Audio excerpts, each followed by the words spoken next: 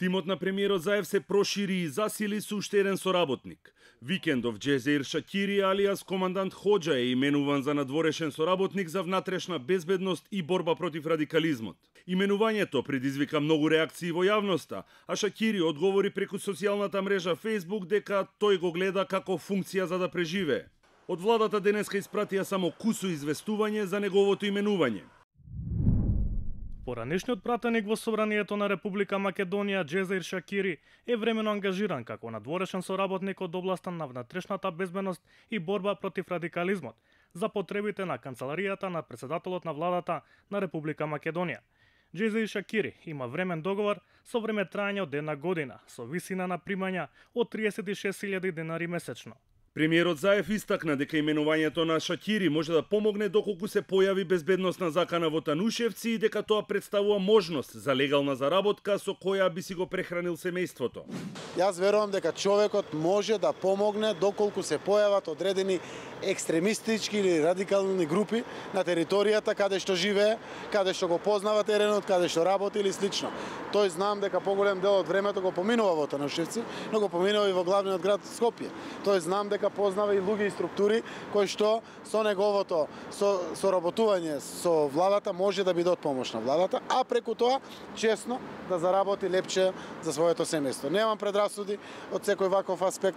Кога најдовме можност каде можеме да соработуваме, воопшто не се двоумев дали да ангажирам еден ваков соработник. Разликата меѓу изборот на советник и надворешен соработник е голема, бидејќи премиерот има дискреционо право да ги именува соработниците без да се распише оглас и да се наведат било какви критериуми. Сепак, премиерот и неговиот тим должат објаснување како лице кое е повеќе од 15 години на црната листа на Американскиот Стейт Департмент во екот на обидите за влез во НАТО е ангажиран како соработник. Според официјалните податоци на владата, доставени до топ тема на ваша страна, премиерот Заев го советуваат вкупно 56 советници и соработници, поделени во 3 категории. Посебни советници има 13, 10 советници и 33 надворешни соработници. Шакири се приклучува на тимот од вкупно 33 надворешни соработници, а јавноста досега знаеше само за 5 Мерсел Билјали, Исмет Рамадани, Зоран Башановиќ, Александар Обрадовиќ и Митко Андреев, за чии услуги месечно се исплаќаат вкупно 278.000 денари. Како надворешни соработници се ангажирани и Миле Зечевиќ за адвокатски услуги, Драгиша Милетиќ за меѓуетнички односи, Мирослав Грчев за градежништво и урбанизам, Фатмир Бесими и Ванчо Узунов за економски прашања. Листата е долга, исто како и полињата и темите на кои соработниците советуваат. Најскапо платен е српскиот државјанин Башановиќ, кој е надворешен соработник на Заев за економија за сума од 90.000 денари. Обрадовиќ за економски прашања за соработка на Македонија со земјите во регионот е платен 72.000 денари. Билјали и Рамадани се платени по 40.000 денари за подготовка на анализи, извештаи и мислења за унапредување на меѓуетничките односи, односно за остварување на стратешките приоритети за членството во НАТО. За останатите советници, засега нема информации колкави се нивните месечни примања. Интересно е што премиерот Заев ангажира по неколку советници и соработници за иста област. Така, за односи со јавност се ангажирани Маријан Забрчанец како советник и Ѓорги Калајџиев и Џабир Доко како соработници. За урбанизам и градежништво има 3 соработници: Мирослав Грчев, Андреј Манев и Зоран Иванов. За меѓуетнички односи се Мерсел Билјали и Драгиша Милетиќ. За странски инвестиции, покрај Љубе Бошковски, тука и соработникот Абил Гафар Рамадани.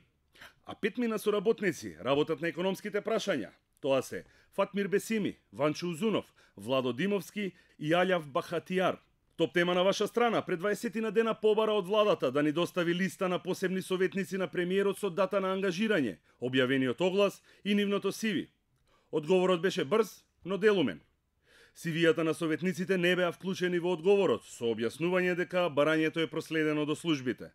Така, останавме покуси за работното искуство на 13 посебни советници на премиерот, клучното во нашето истражување.